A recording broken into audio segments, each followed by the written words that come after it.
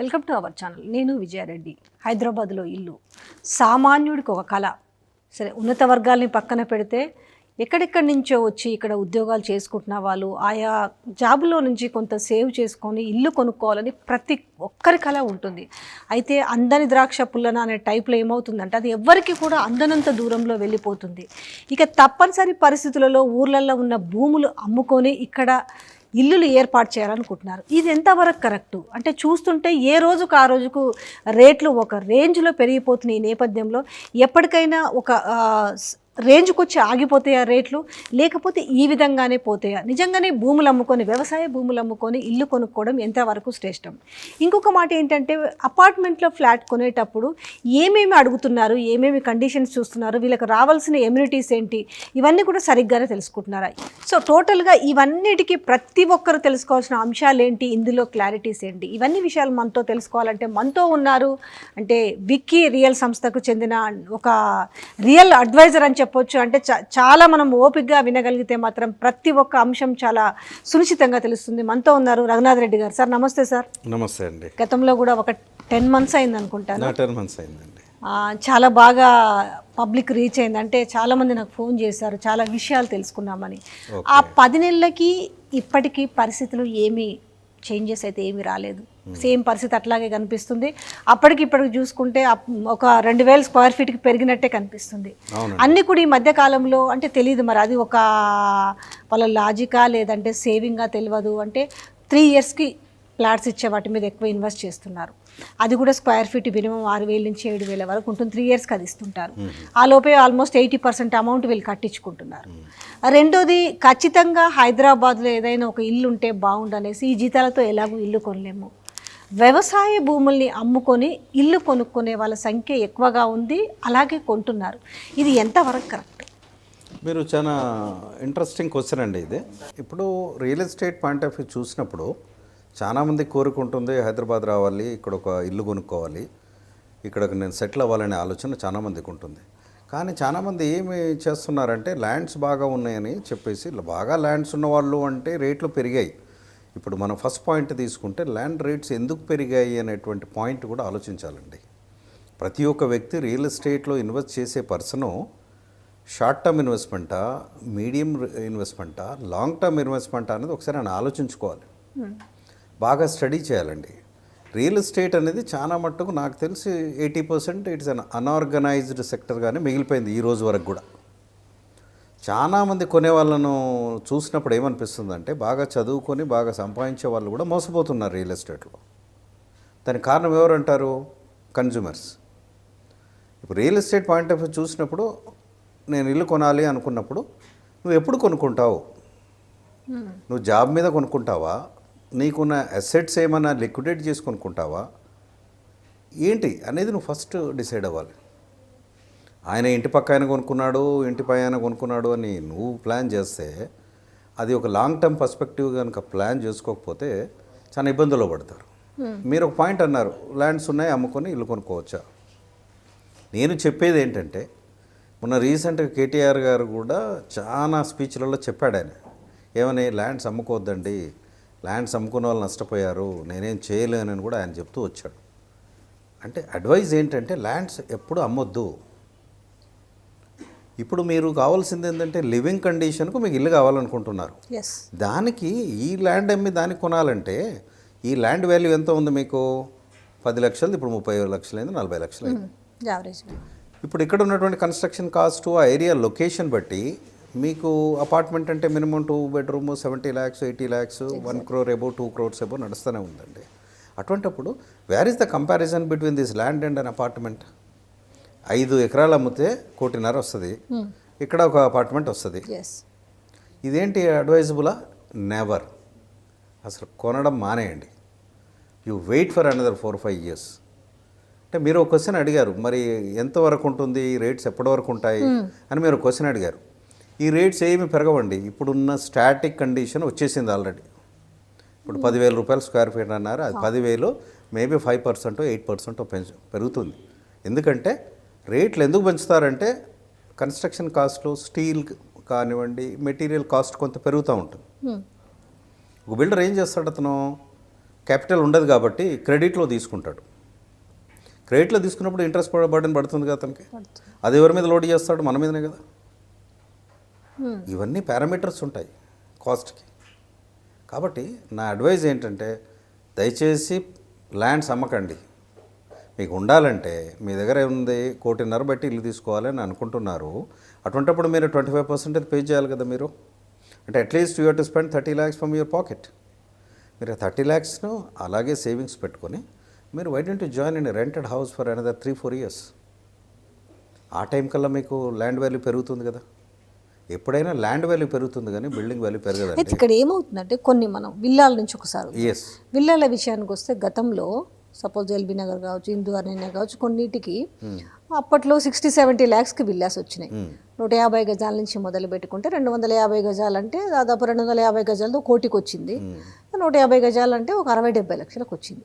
ఈరోజు ఆ ఏదైతే 150 గజాల విల్లా ఉందో అది ఒక 2.5 కోట్లు పలుకుతుంది. అవును. సో వీళ్ళు ఏం చేస్తున్నారంటే ఆ ల్యాండ్ కంటే కూడా ఇది చాలా వేగవంతం, అంటే ఈ 10 yearsలో చాలా మార్ప్స్ అయితే వచ్చినాయి. అవునండి. అయితే ఇది కూడా ఫ్యూచర్లో ఉంటుంది, ఆడ అమ్ముకొని ఈడ కొనుక్కుంటే నష్టం ఏంటి, చాలా ఫాస్ట్గా పెరుగుతుంది కదా అనే ఒక ఆలోచన కూడా చాలా మందిలో వస్తుంది. చాలా మందిలో ఉన్న ఒకే ఒక డౌట్ ఇదేనండి, చాలా వేగవంతంగా ఇల్లులు పెరుగుతున్నాయి భూముల కంటే అనేది. అయితే ఇది మీరు అన్నట్టుగా అంటే మనం చూస్తూ ఉన్నాం. మనం ఒక 10 months బ్యాక్ మాట్లాడుకున్న దానికి ఇప్పటిదానికి రేటు పెరిగింది కానీ ఇంకా తగ్గలేదు. అవును. వ్యవధి పడుతుందా? ఈరోజు 1 కోటి రూపాయలు పెట్టుకున్న ఇల్లు ఫర్దర్గా 2, 3, 4, 5, 6 ఇట్లా పెరుగుకుంటూ పోతుందా? ఉందా అవకాశం? అంటే మీకు ఈ పాయింట్కి ఏంటంటే ఎస్కలేషన్ ఉంటుందండి. 5-10% ఉంటుంది. అంతేగాని మీరు 20%, 30% ఉండదు. మీరు 1 కోటి రూపాయలు వచ్చేది 3 ఏళ్ళకి ఎంత వస్తుందండి? ఇంకో 10 lakhs, 15 lakhs పెరుగుతుంది. ల్యాండ్ కాస్ట్ ఒక్కసారి అబ్నార్మల్గా అయితే పెరగదు కదా. ఇక్కడ బిల్డర్స్ ఏం చేస్తున్నారు? Kokapet, Gandipet, Narsingi, outer ring road చుట్టుపక్కల ఉన్నటువంటి ఏమైతే ఏరియాలు ఉన్నాయో 5-6 kilometers అక్కడే ల్యాండ్ కాస్ట్ను విపరీతంగా పెంచేసుకున్నారు తప్ప ల్యాండ్ కాస్ట్ వీళ్ళు పెంచింది తప్ప వేరే వాళ్ళు పెంచింది కాదండి. మీరు కోకాపేటలో ఫర్ ఎగ్జాంపుల్ ఒక బిల్డరు 60 కోట్లు పెట్టి ఎకరం తీసుకున్నాడు. ఆయన ఏ రేటుకి అమ్మాలి? ఆక్షన్లో మీరు 60 కోట్లు పెట్టి తీసుకున్నారు. ఆక్షన్లో అందరు కలిసి 30 కోట్లు అంటే 30 కోట్లకే వచ్చేది కదా.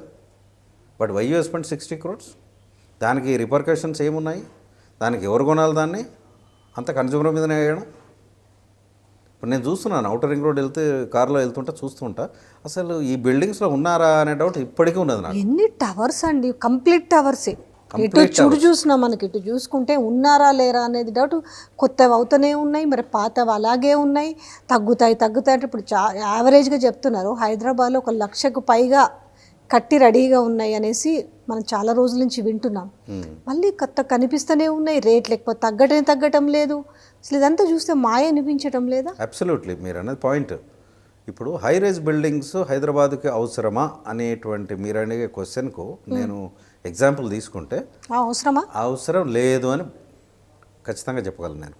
ఎప్పుడు హై రైజ్ కడతారండి? బాంబే తీసుకోండి, అక్కడ ల్యాండ్ అవైలబిలిటీ లేదు కాబట్టి మీకు అన్లిమిటెడ్ ఎఫ్ఎస్ఐ 40 అంతస్తులు 50 అంతస్తులు వెళ్తున్నారు. ఇక్కడ ల్యాండ్ ఎనార్మస్గా ఉన్నాక మీకు ఈ 50 అంతస్తులు అవసరమా? దీనికి ఉండే నెగటివ్ పాయింట్స్ ఏంటంటే మీరు 40 అంతస్తులు 50 అంతస్తులు ఉంటున్నారు కానీ మీకు అక్కడ ఏంటంటే negative impact, environmentally negative impact, financially you are losing.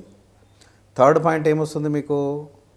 Health benefits point of view. మీ కాంక్రీట్లో అక్కడ ఉంటే recent pollution control board of India వాళ్ళు చెప్పింది nationally internationally 30-40% pollution is coming from this buildings. మనం అనుకుంటున్న 30 అంతస్తులో హ్యాపీగా అక్కడ ఇంకా బాగుంటుంది, పైకి వెళ్తా ఉంటే పొల్యూషన్ ఉండదు, ఎయిర్ గీర్ చాలా బాగుంటుంది అంటారు కదా. మీకు ఎయిర్ అనేది పైనుంచి వస్తుందండి, గాలి వస్తుంది. కానీ మీరుండే ఇల్లులో, ఆ కాంక్రీట్ ఇల్లులో ఎమిషన్స్ అనేటివి ఉంటాయి కదా. అది మీకు 20-30% పొల్యూషన్ ఎఫెక్ట్ ఈజ్ దేర్. కాబట్టి ఇన్ని హై రైజ్ కట్టాల్సిన అవసరం లేదు. ఇప్పుడు హై రైజ్లలో మినిమం ఈరోజు చూసుకుంటే కొంచెం ఇటు సిటీ స్ట్రక్చర్లో ఈ మాదాపూర్ ఇట్లాంటి గచ్చిబౌలి కావచ్చు, ఇవన్నీ కూడా కాజాగూడ ఇవన్నీ చూసుకుంటే హై రైజ్లలో పేర్లు వద్దులేని బట్టి పేరు కానీ 2 నుంచి మొదలు పెడితే 4.5 వరకు కూడా ఉంది కోట్లు. అవునండి. ఈ ఫర్దర్గా దీని మళ్ళీ రేషియో ఎంత పెరుగుతుంది? రెండోది వీళ్ళకు ఇండివిజువల్ షేర్ ఎంత వస్తుంది వాస్తవానికి? జనరల్ కొన్ని ప్లాట్స్ ఇప్పుడు 1000 గజాల ప్లాట్ ఉంది, అందులో ఒక 10 కట్టారనుకోండి, ఒక మనిషికి ఒక 100 ఇండివిజువల్ షేర్ వస్తుంది. ఈ లాట్ ఆఫ్ చాలా సో మెనీ ప్లాట్స్ టవర్స్ వేస్తుంటారు కదా, వీళ్ళకి ఇండివిజువల్ షేర్ ఉంటుందా? ఎంత ఉంటుంది ఉంటే ఒకవేళ? ఇది మంచి క్వశ్చన్ అండి. ఇది చాలామంది క్యాలిక్యులేట్ చేయరు. ఎందుకంటే రిపీటెడ్ బిల్డర్ ఏదో ఉన్నాడు, XYZ వెళ్తూ ఉంటారు, బుక్ చేసుకుంటూ ఉంటారు. మీరు 30 ఎకరాలలో 80% ఓపెన్ స్పేస్, 20% బిల్డింగ్ అని అంటాడు అతను. ఎందుకంటే అన్లిమిటెడ్ FSI ఇచ్చారు కాబట్టి గవర్నమెంట్, మీరు ఎన్ని 100 అంతస్తులు కూడా వేసుకోవచ్చు. కాబట్టి అతను ఏం చేస్తారంటే చుట్టూ ఉన్నదంతా పార్క్స్కు, చిన్న క్లబ్ హౌస్కు, ఎమ్యూనిటీస్కు పెడతాడు. ఎమ్యూనిటీస్ పెడతాడు. ఎమ్యూనిటీస్ పెట్టినప్పుడు ఏం చేస్తున్నాడు, మీకు UDS అనేది అక్కడ అతను ఇచ్చే UDSకి మీకు ఒక 100 గజాలో 200 గజాలో మీకు UDS ఇస్తే అందులో మీకు యూజబుల్ అనేది 20% ఉంటుంది. అంటే మీకు ఒక 20 ఎకరాల్లో కనీసం ఒక 8,000 అపార్ట్మెంట్ కట్టాడు అనుకోండి. 8,000 అపార్ట్మెంట్లలో అతను అది UDS కంప్లీట్గా డివైడ్ చేసి ఇవ్వడు. ఎందుకంటే అది జనరల్ ఎమ్యూనిటీస్కి పోయింది కాబట్టి మీకు ఓన్లీ కన్స్ట్రక్టెడ్ ఏరియా ఏదైతే ఉందో దాంట్లో మాత్రం ఇస్తాడు. అది వెరీ లెస్, చాలా తక్కువ వస్తుంది. మీరు అనొచ్చు తక్కువ ఇస్తున్నాడు UDS, మరి కాస్ట్ ఎక్కువ ఉంది అపార్ట్మెంట్ 3 కోట్లు 4 కోట్లు అని మీరు హై రేజ్ అనేసి అమ్యూనిటీస్ అనేసి పెట్టే కదా. హై రేజ్ అయినా కానీ అతను ఏం చేస్తున్నాడు, మిగతా ల్యాండ్ కాస్ట్ ఉంది కదండి, మీకు క్లబ్ హౌస్కి ఇచ్చింది ఉంది, స్విమ్మింగ్ పూల్, అవి కూడా యాడ్ చేస్తాడు కదా, లోడింగ్ కదా. దీని మీద లోడ్ చేసేవారు కాస్ట్ పెరిగిపోయింది. అది జనరల్గా కస్టమర్ గమనించుకోవాల్సి ఉంటుంది. అంటే ఏ రేంజ్ వరకు ఇప్పుడు ఒక 4 కోట్లు పెట్టి ఒక 4 అంటే అంతే కొనుక్కున్నాం అనుకోండి, ఏది హై రేజ్లోనే, అంటే ఒక 10 ఏళ్ళు కావచ్చు, ఒక 15 ఏళ్ళు కావచ్చు, ఒక 20 ఏళ్ళు కావచ్చు, ఎంత వరకు పెరిగే అవకాశం ఉంటుంది, ఎక్కడ స్టాప్ అయిపోయే అవకాశం ఉంటుంది? ఇప్పుడు ఒకటండి, ప్రైస్ మ్యాటర్ చూస్తే ఇప్పుడు మీకు ఆల్రెడీ సాచురేషన్ వచ్చేసిందండి. ఇప్పుడు చాలా బిల్డర్స్ ఉన్నారు, సిటీలోనే కడుతున్నారు. మ్యాక్సిమం ఔటర్ రింగ్ రోడ్కు 5-6 కిలోమీటర్ల లోపలే కడుతున్నారు. ఇప్పుడు వాళ్ళ కాంపిటీషన్ బాగా పెరిగిపోయింది. 10,000, 12,000 ఆ రేంజ్లో కడుతున్నారు. ఇంకా పెరగడం అనేది 5 to 10% కంటే పెరగదండి. There is no chance. ఎందుకు అంటున్నానంటే దానికి కన్జంప్షన్ కూడా ఉండాలి కదా. 2,000 అపార్ట్మెంట్లు కొనేవాళ్ళు ఎంతమంది అండి?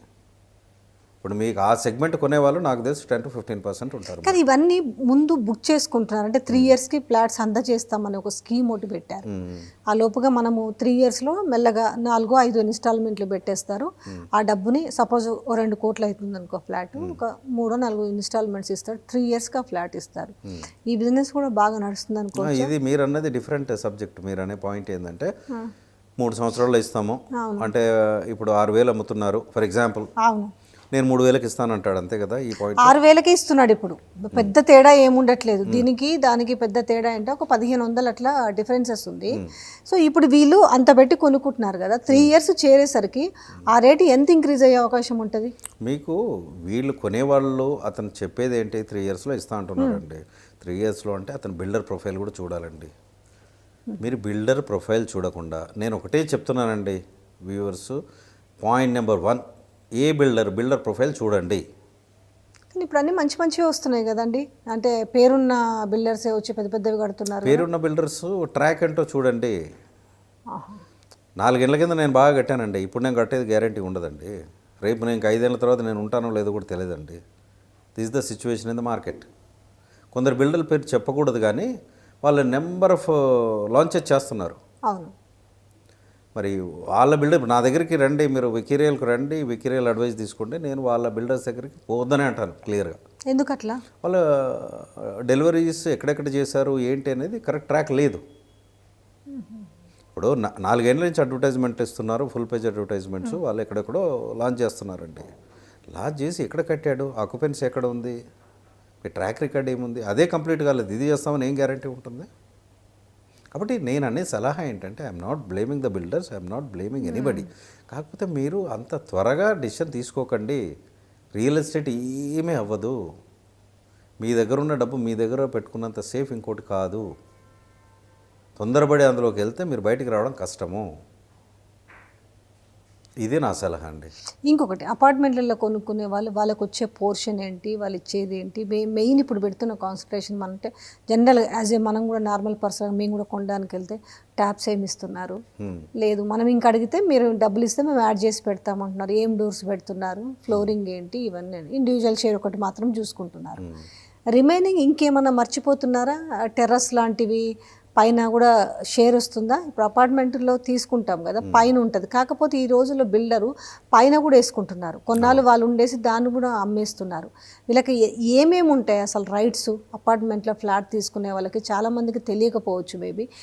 ఒక ఫ్లాట్ కొనాలప్పుడు వాళ్ళు పరిశీలించాల్సిన అంశాలు ఏంటి? ఇది మంచి క్వశ్చన్ అండి. మీరు అపార్ట్మెంట్ కొనాలన్నా, ల్యాండ్ కొనాలన్నా, ఏది కొనాలన్నా కానీ ఫస్ట్ పాయింట్ ఏంటంటే ఆ లీగల్ డాక్యుమెంట్ అడగండి. There is a book called the document book అంటారు. అంటే ఆ ఏరియాకి సంబంధించి మీరు కట్టే ల్యాండ్ గురించి మొత్తం link set of the document. కానీ ప్రతి ప్లాట్కి ఇస్తారా వాళ్ళు? ప్రతి ప్లాట్కి ఇవ్వాలి కదండి. We have to demand them. ఇప్పుడు ఏమవుతుంది, మీరు కొన్నారండి, రేపు మీరు లోన్కి వెళ్ళాలనుకుంటారు, రేపు వేరే వాళ్ళకి అమ్మాలనుకుంటారు, వాళ్ళ link set of the documents అతనికి ఇవ్వాలి కదా. ఎక్కడి నుంచి వచ్చింది, ఏ బిల్డర్ కట్టాడు, మరి ఆయన ల్యాండ్ లార్డ్కి ఈయనే కొన్నాడా లేదా, ల్యాండ్ డెవలప్మెంట్కి తీసుకున్నాడా ఏంటి, డెవలప్మెంట్ అగ్రిమెంట్ ఏంటి, టర్మ్స్ అండ్ కండిషన్స్ ఏం మెన్షన్ చేశాడు, ఇది నీకు కావాలి ద డాక్యుమెంట్ బుక్. ఇది లీగల్ డాక్యుమెంట్ బుక్ అంటారు. మీరు చెన్నైలో తీసుకోండి, బెంగళూరులో తీసుకోండి, ఆల్ అదర్ మెట్రోస్లో నేను చూసింది ఏంటంటే డాక్యుమెంట్ బుక్ ఆఫీస్లో పెడతాడు. మీరు మీ లాయర్ని తీసుకెళ్ళి చెక్ చేయించుకోవచ్చు. Okay. If it is clear, fine. Next మీరు కడుతున్నారు, ఫ్లోర్ ప్లాన్ ఏంటి, మీరు అమ్యూనిటీస్ ఇస్తారంటే ఏమి ఇస్తున్నారు. బ్రోషర్లో రాసేది వేరే ఉంటుంది, అతను చేసేది వేరే ఉంటుంది. అది కరెక్ట్గా ఉందా, ఫైన్. అప్పుడు ఏంటి, మీరు కొనాలనుకున్నప్పుడు ప్రైస్ ఏంటి. ఇప్పుడు అమ్యూనిటీస్ ఎక్కువ ఇచ్చి బిల్డింగ్ ఎలివేషన్ కానీ, ఆర్కిటెక్ట్ ప్లాన్ కానీ ఇలాంటివి చేసినప్పుడు ఏమైందంటే సేమ్ ఇక్కడ నేను కడుతున్నాను, మీరు అక్కడ కడుతున్నారు. అటువంటిప్పుడు ఏంటంటే నా ఆర్కిటెక్ట్ ఈజ్ డిఫరెంట్, నా cost of construction, the planning is different, మీది డిఫరెంట్. కాబట్టి మీరు 5,000 అంటే నేను 6,000 అనొచ్చు, ఎందుకంటే గ్యాప్ ఉంది కదా. అదేంటి అనేది కూడా చెక్ చేసుకోవాలి. మీరు ఆర్కిటెక్ట్ వాడుతున్నారంటే ఏ ఆర్కిటెక్ట్ అనేది you should know about the architect. మీకు హై రైజ్ కడుతున్నారంటే ఫైర్ ఫైటింగ్ ఎక్విప్మెంట్ పెట్టారా, పర్మిషన్స్ కరెక్ట్ ఉన్నాయా, that is very important. Document బుక్తో పాటు పర్మిషన్స్ ఉన్నాయో లేవో కూడా చూడాలి మీరు. ఇప్పుడు ఈ అమ్యూనిటీస్ ఉన్నాయంటే నాకు ఐడియా లేదు కాబట్టి అడుగుతున్నాను. మినిమం ఇప్పుడు తక్కువ 6 నుంచి 8 లక్షలు తీసుకుంటున్నారు. ఇది అంటే వాళ్ళు ఇప్పుడు ఆ ఫ్లాట్ అమ్మే దాంట్లోనే తీసుకునే పరిస్థితి లేదా? ఖచ్చితంగా ప్రతి వాళ్ళ ఈచ్ ఫ్లాట్కి 6 to 8 lakhs తీసుకుంటున్నారు. అవునండి, అవును, కరెక్ట్, ఎగ్జాక్ట్లీ. సో ఇది కూడా అంటే ఎవరైనా ఇల్లు కొనాలనుకుంటే ఈ బర్డెన్ కూడా ఎక్కువ. ఒకప్పుడు ఆ డబ్బుల్లో ఇల్లు వచ్చేది, ఇప్పుడు ఎమ్యూనిటీస్కే 10 lakhs వరకు అవుతుంది. 10 to 12 lakhs వరకు కూడా అయ్యే ఉన్నాయి. అంటే మామూలుగా కొనుక్కునే వాళ్ళకు కూడా ఏంటి ఈ పరిస్థితి మరి? అంటే హై రైజ్ పోకపోవడం బెటర్ అయితే? హై రైజ్ అండి, హై రైజ్ పోవాలంటే ఏంటంటే మీకు అక్కడ ఫెసిలిటీస్ చాలా ఇస్తారండి. అమ్యూనిటీస్ అంటే మీకు అక్కడ సూపర్ మార్కెట్, స్విమ్మింగ్ పూల్, మీకు everything, you have bar, you have everything. కాబట్టి మీరు అక్కడ ఎంజాయ్ చేయాలి, అక్కడే ఉండాలి అనుకున్నప్పుడు అది ఏంటి అనేది మీరు టోటల్గా దాన్ని క్యాలిక్యులేట్ చేసుకొని అమ్యూనిటీస్ ఏమేమి ఇస్తున్నాడు. అమ్యూనిటీస్ కాస్ట్ ఎక్స్ అనుకోండి, ఎంతమంది అపార్ట్మెంట్స్ కొంటున్నారు, divided by that is a cost for the amenities. చేయాలి, కానీ అలా చేయకుండా ఈక్వల్ ఉంటుంది. అవును, అలా కూడా మీరు క్యాలిక్యులేట్ చేసుకోవాలి. You should question the builder. మీరు కొంటే కొనండి, లేకపోతే లేదండి, no problem, I'm very happy. అడగొచ్చు, క్వశ్చన్ చేయొచ్చు. 100% ఈ రోజు ఏమవుతుందంటే అతను చెప్పగానే దాని వైపు ఎవరు ఆలోచిస్తలేరు. ఆ లోపల ఉన్న ఇల్లు వరకు చూసుకుంటున్నారు. ఎమ్యూనిటీస్కి ఇంత ప్రిపేర్ చేసుకోవాలి, అమౌంట్ 6 to 8 lakhs వరకు. అంటే ఈ మధ్యకాలంలో ఇల్లు చూసిన వాళ్ళల్లో కూడా వాళ్ళు చెప్పే బ్రోచర్లు ఇచ్చేవి మనకు కనిపిస్తున్నాయి. మేము క్లబ్ హౌస్ అని, లేకపోతే స్విమ్మింగ్ పూల్ అని, లేకపోతే ఇంకేంటివేంటో చెప్తున్నారు. వాటికి కలిపేసి మనకు విత్ రిమైనింగ్ ఏమో కలిపేసి కంప్లీట్గా 8 to 10 మధ్యలో నడుస్తుంది. సో మనం ఏంటి అని అంటే వాళ్ళు ఇవన్నీ చెప్తున్నారు అన్నట్టు. ఇవన్నీ చెప్పినప్పుడు ఏమవుతుంది, అందరితో పాటు మనం కదా అనే దానికి చాలా మందికి వచ్చేస్తున్నారు. అవును, ఎగ్జాక్ట్లీ. మీకు ఎమ్యూనిటీస్ అంటే ఏంటంటే పవర్ బ్యాకప్ ఇవ్వాలి అతను. ఇంకేమిస్తాడు, పవర్ బ్యాకప్ ఒకటి ఇస్తాడు. తర్వాత మీకు అక్కడ చిల్డ్రన్ ప్లే ఏరియా చేస్తాడు, అదొకటి ఇస్తున్నారు. ఈ మధ్యలో కొత్త క్లబ్ హౌస్ అంటున్నారు, స్విమ్మింగ్ పూల్ అంటున్నారు. క్లబ్ హౌస్ అంటే ఏంటి, క్లబ్ హౌస్కు మీరు ఎంత కడుతున్నారు, స్క్వేర్ ఫీటేజ్ ఎంతమంది ఉంటున్నారు. మీరు 100 మందికి అమ్ముతున్నారుగా 100 అపార్ట్మెంట్లు. క్లబ్ హౌస్కి ఎంత అవుతుందండి? 3,000 square feet క్లబ్ హౌస్ చేస్తే ఎంత వస్తుంది? 2,000 రూపాయలు వేసుకున్నా కానీ ఎంత, దాని కాస్ట్ 60 లక్షలు 70 లక్షలు వచ్చింది. డివైడెడ్ బై అంటే ఎంత వస్తుంది? 4-5 లక్షలు వస్తుంది. మరి దానికి కూడా క్లబ్ హౌస్ రైట్స్ కరెక్ట్గా ఇస్తున్నాడా, లేకపోతే క్లబ్ హౌస్ అతను పెట్టుకుంటున్నాడా, ఇవన్నీ లీగల్ డాక్యుమెంటేషన్ చాలా వెరిఫై చేయాలండి. Terrace rights is very important. No one knows about terrace rights. Terrace మీద మీకు రైట్స్ ఉన్నాయా? ఒక అపార్ట్మెంట్లో 10 మంది ఉంటున్నారంటే కాంప్లెక్స్లో 10 మందికి టెర్రస్ రైట్స్ ఉన్నాయో లేదో చూడండి. కానీ ఖచ్చితంగా పెంట్ హౌస్ వేస్తున్నారు. ఎందుకు వేస్తారు? టెర్రస్ రైట్స్ ఇచ్చినాక అతనికి వేయడానికి లేదా? లేదు. ఈసి దాన్ని అమ్మే ప్రయత్నం అంటే దాన్ని ఇల్లీగల్గా అమ్మేస్తున్నారు అంటే దాన్ని ఏం చేస్తుంది గవర్నమెంట్ కూడా అప్పుడప్పుడు ఏం చేస్తుంది రెగ్యులరేషన్ ఉంది బీఆర్ఎస్ అని పెడుతుంది. దాంతో అలాంటి వాళ్ళు తక్కువకి వస్తుంది కదా ఎప్పటికైనా రెగ్యులరేషన్ అవ్వకపోతుందా అనేసి చెప్పి అతను ఏం చేస్తున్నాడంటే మీకు టెర్రస్ రైట్స్ ఇవ్వకుండా అతను పైన వేస్తున్నాడు. మీరు టెర్రస్ రైట్స్ కనుక క్వశ్చన్ చేసినట్టయితే అతను అగ్రిమెంట్లో రాయాల్సిందే కదా. అగ్రిమెంట్ కూడా చూసుకోవాలి, రిజిస్ట్రేషన్ అప్పుడు ఏం రాశాడు అందులో, point to point you have to mention. అందుకే వికిరియల్ లాంటి కన్సల్టెంట్స్ ఎందుకంటే మేము అడ్వైజ్ చేసేది మీరు మా దగ్గర రండి, we will advise you, we will see the documentation, we will ఎక్కడ ఉంది, ఎక్కడ కొనాలి, ఎక్కడ కొనొద్దు ఏంటి అనేది మేము గైడ్ చేస్తాం. మీరు ఇండివిజువల్గా ఎవరో చెప్పారని వెళ్తే ఇలాంటివి ఉంటాయి. పాత అపార్ట్మెంట్లు ఉన్నాయి చాలా, అంటే ఇప్పటికే ఆల్రెడీ 20-30 ఇయర్స్ అయి ఉంటాయి కదా, కొన్ని 50 ఇయర్స్ కూడా అయి ఉంటాయి, మీకు తెలిసే ఉంటాయి కదా. ఇప్పుడు ఒక అపార్ట్మెంట్ పీరియడ్ ఎంత ఉంటుంది యాక్చువల్గా? మీకు 30 to 40 ఇయర్స్ అండి. 30 to 40 ఇయర్స్ కదా. ఈ 30 to 40 ఇయర్స్ తర్వాత ఎట్లా ఇప్పుడు బిల్డర్ కట్టేసి అన్నీ అమ్మేసి వెళ్ళిపోతాడు, దాని తర్వాత దీన్ని ఎట్లా మళ్ళీ దానికి ఒక టైం పీరియడ్ పెట్టి కొలాప్స్ చేసి కడతారా, లేదంటే ఏంది అంటే మన వరకు అంటే ఇంట్లో పాడైపోతూ ఉంటే రెనోవేట్ చేసుకుంటాం అయిపోతుంది. అవుటర్ ఆఫ్ ది పీరియడ్ అంతా ఎట్లా ఫామ్ అవుతారు? కొన్ని ఏమో సొసైటీ ఉంటాయి చాలా, అంటే సొసైటీ ఫామ్ అవుతారు పెద్ద పెద్ద ఉన్నాయి. అయితే మామూలుగా ఉన్నవి 10 ఫ్లాట్లు 15-20 ఫ్లాట్లు ఉన్న వాటి పరిస్థితి ఏంది ఇప్పుడు? నేను సలహా ఏంటంటే ఇప్పుడు ఇది అన్ని ఎక్స్పీరియన్స్ నేను కూడా చేశాను, ఈవెన్ టుడే ఫేస్ చేస్తున్నాం అలాంటి ఇష్యూస్. ఇప్పుడు ఏంటంటే ఒక 10 అపార్ట్మెంట్లు ఉంటాయి, బిల్డర్ దగ్గర కొనుక్కుంటారు అయిపోతుంది, వాళ్ళకి ఎవరికో మీలాంటి వాళ్ళకి ప్రెసిడెంట్ చెప్పేస్తాడు, అసోసియేషన్ హ్యాండ్ ఓవర్ చేస్తాడు. అక్కడ ఎవరికి యూనిఫామిటీ ఉండట్లేదండి. స్టాండ్ అలోన్ బిల్డింగ్స్లో అదే ప్రాబ్లము. మీరు 5th ఫ్లోర్లో ఉంటారు, నేను 1st ఫ్లోర్లో ఉంటాను, లిఫ్ట్ ఖరాబ్ అయిందంటే నేను డబ్బులు ఇవ్వను, మీరు ఇబ్బంది పడతారు. కాబట్టి బిల్డర్ను కూడా ఒక అసోసియేషన్ ఫామ్ చేయాలి, అసోసియేషన్కు బైలాస్ ఉండాలి, ఆ బైలాస్లో రూల్ రెగ్యులేషన్స్ ఏముండాలనేవి కూడా ఇవన్నీ స్టడీ చేయాలండి. ఇప్పుడు కొన్ని బిల్డర్స్ ఉన్నారు, ఏ క్లాస్ బిల్డర్స్, వాళ్ళే మెయింటైన్ చేస్తున్నారు.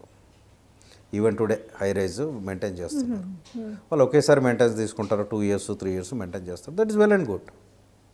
వాళ్ళకు ఒక ఫెసిలిటీ మేనేజ్మెంట్ సర్వీసెస్ అని వాళ్ళ దగ్గర ఉంటుంది, వాళ్ళని మెయింటైన్ చేసుకుంటూ ఉంటారు. మేనేజర్ ఉంటాడు, హౌస్ కీపింగ్ ఉంటుంది, ప్లంబర్ ఉంటాడు, ఎలక్ట్రీషియన్ ఉంటాడు, ఆల్ అవైలబుల్ అనమాట. అట్లాంటి వాళ్ళు అంటుంటే ఏంటంటే మనకు హెడేక్స్ ఉండవు.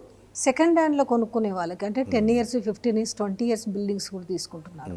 వీళ్ళు ఎట్లాంటి జాగ్రత్తలు తీసుకుంటే బెటర్? అంటే ఇవైతే మనకు అందుబాటులో లేవు కాబట్టి ఒక 50-60 లక్షలు 70 లక్షల వరకు కూడా అందుబాటులో ఉన్న సందర్భం, అంటే హాఫ్ అమౌంట్ కట్టినా కూడా రెంట్ కట్టుకున్నంత లోన్ కట్టుకోవచ్చు అనేసి దాన్ని వెళ్ళి లిటిల్ బిట్ రెనోవేట్ చేసుకొని ఫ్లాట్లలోకి వెళ్ళిపోతున్నారు కదా. వాళ్ళు ఎట్లాంటి మెజర్మెంట్ అంటే ప్రికాషన్స్ తీసుకోవాలి, ఎట్లాంటి? మీరు మంచి క్వశ్చన్ అండి. ఇదేంటంటే మీరు సెకండ్ సేల్స్ అని అంటారు దీన్ని. మీరు సెకండ్ సేల్స్ ఏదైతే హౌస్ తీసుకోవాలనుకున్నప్పుడు ఫస్ట్ ఏంటంటే మీరు లీగల్ డాక్యుమెంటేషన్, ఆయన 20 ఏళ్ళ కింద అయినా కానీ లీగల్ డాక్యుమెంటేషన్. ఇప్పుడు మీరు అన్నారు అదే పాయింట్, మీరే అమ్ముతున్నారు 20 ఏళ్ళ కింద, ఇది నేనేమడుగుతాను మేడం మీ దగ్గర link set of the documents ఇవి అంటాను. నేను బ్యాంక్ లోన్ వెళ్ళాలంటే బ్యాంక్ వాడు అడుగుతాడు కదా నన్ను, మరి మీరు ఇవ్వాలి కదా. కాబట్టి నేను డాక్యుమెంట్ బుక్ అని ఫస్ట్ మెన్షన్ చేసింది అందుకన్నమాట. డాక్యుమెంట్ బుక్ దగ్గర ఉండాలి. తర్వాత మీరు బ్యాంక్ చూసుకుంటాడు. తర్వాత లీగల్ ఒక వెరిఫికేషన్ ఒకటి చేయించుకోవాలి, అప్రూవల్స్ కరెక్ట్ ఉన్నాయా, డీవియేషన్ ఉందా చూసుకోవాలి, దానికి బ్యాంక్ ఎలిజిబిలిటీ ఉందా లేదో చూసుకోవాలి. బిల్డింగ్ లైఫ్ ఏంటి, age of the building is 10 years 20 years, దేంట్లో మెన్షన్ అయి ఉంటుంది. అది మనకు తెలుస్తుంది కదా, ఏ రోజు రిజిస్ట్రేషన్ అయిందంటే అప్పటి నుంచి మనకు తెలుస్తుంది కదా. ఓకే, అది మనకు కూడా మనకు తెలుస్తుంది. మీ డాక్యుమెంట్ చూస్తే మీ బిల్డింగ్ మోరల్లెస్ నేను చెప్తాను కదా. దానికి డిప్రిషియేషన్ ఉంటుంది కదా. మెయింటెనెన్స్ బాగున్న దానికి తక్కువ డిప్రిషియేషన్ ఉంటుంది, మెయింటెనెన్స్ లేని దానికి even it will go up to 50%. చెదలు వస్తూ ఉంటుంది, వాటర్ వస్తూ ఉంటుంది, వాటర్ లాగింగ్ ఉంటుంది, ఇవన్నీ ఉంటాయి కదా. డ్రైనేజ్ ప్రాబ్లం ఉంటుంది, లీకింగ్ ప్రాబ్లం ఉంటుంది, ఇవన్నీ ఉంటాయి కదా. దాన్ని బట్టి వేటు గో ఫర్ ద ప్రైసింగ్. దాని పక్కకి ఏం అమ్ముతాడు, 6,000 అమ్ముతున్నాడు అనుకోండి, మనం 30% తక్కువ అడగవచ్చు. కొత్తది 6,000 అమ్మినప్పుడు దాని మీద -30% అడగవచ్చు. కాకపోతే ఏంటంటే రియల్ ఎస్టేట్లో ఇప్పటికీ నాకు బాధాకరమైన విషయం ఏంటంటే అందరూ చదువుకున్నారండి, అందరూ క్వాలిఫైడ్. 5,000 రూపాయలు 2,500 కంటే లైన్లు కట్టి డబ్బులు కట్టారు, ఇష్యూ హ్యాస్ కమ్. అంటే ఏం ఆలోచిస్తారంటే ఎక్కడ తక్కువ, అది మెయిన్ అది ఆ మూమెంట్లో ఉన్నది ఏంది, నేను ఏదోటి కొనుక్కోవాలి, ఆ మూమెంట్లో తక్కువగా వస్తుందన్న చోట పరిగెట్టడం ఎక్కువ ఉంటుంది. జనరల్గా అదే జరుగుతుంటుంది. ఒకటండి, ఇప్పుడు మీకు ఎలా ఉంటుంది, gold is gold always, gold is gold. Correct. Some times gold looks better than gold. అదే కదా జరుగుతున్నది. మీరు ప్రీ లాంచ్లని అత్యాశలకు పోయి ఉన్న డబ్బు పోగొట్టుకొని రోడ్ల మీద పడి పోలీస్ కేసులు మన అవసరమా?